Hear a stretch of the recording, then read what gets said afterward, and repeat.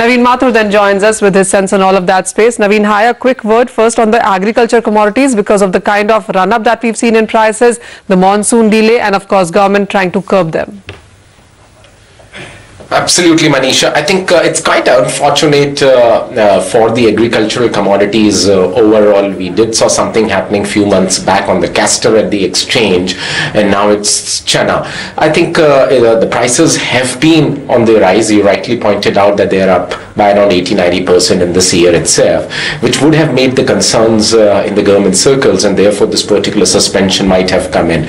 All said and done, I think the monsoon is a critical factor, Manisha, always, and with the delay monsoon, the prices, that was also one of the things which might have impacted the prices to move on the upside beyond the simple economics of demand and supply. So overall, I think the agricultural commodities to be volatile, and with the impact on chana suspension, we may see some kind of a dampening sentiment towards agri-commodities to be traded on the exchanges. Naveen, how are you looking at the crude oil prices? We saw 3.5% decline yesterday, trading 1% on the higher side today. What side are your trades on?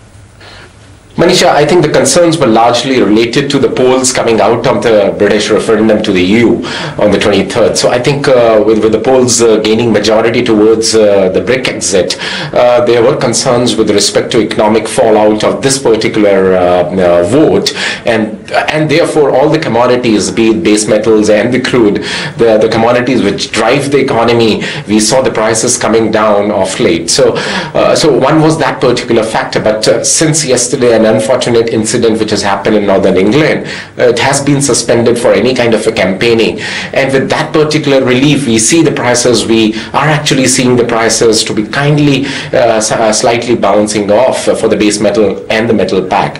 Opposite for the gold and the precious metal too, the prices have come down from the highs of $1,300 plus kind of levels to approximately $1,282, $1,283 levels for gold, but we are seeing momentum building up for the upside of precious metals, and maybe downside risk still remains for the base metals and the crude oil prices. The crude oil has been up to around $51, $52 levels in June month itself, and we are seeing currently at around 47, 48 for the Brent and the WTI contract.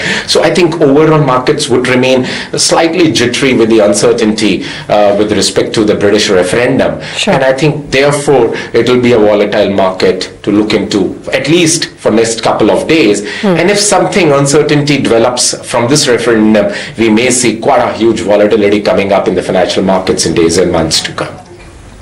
Okay, Manisha, as well as Naveen, thank you very much for joining in and taking us through all of your strategies at this hour. We will take a break with the news that the Nifty is currently holding above 8150 quite comfortably at 8166 is currently where the Nifty rate is. Take a break, but up next we're going to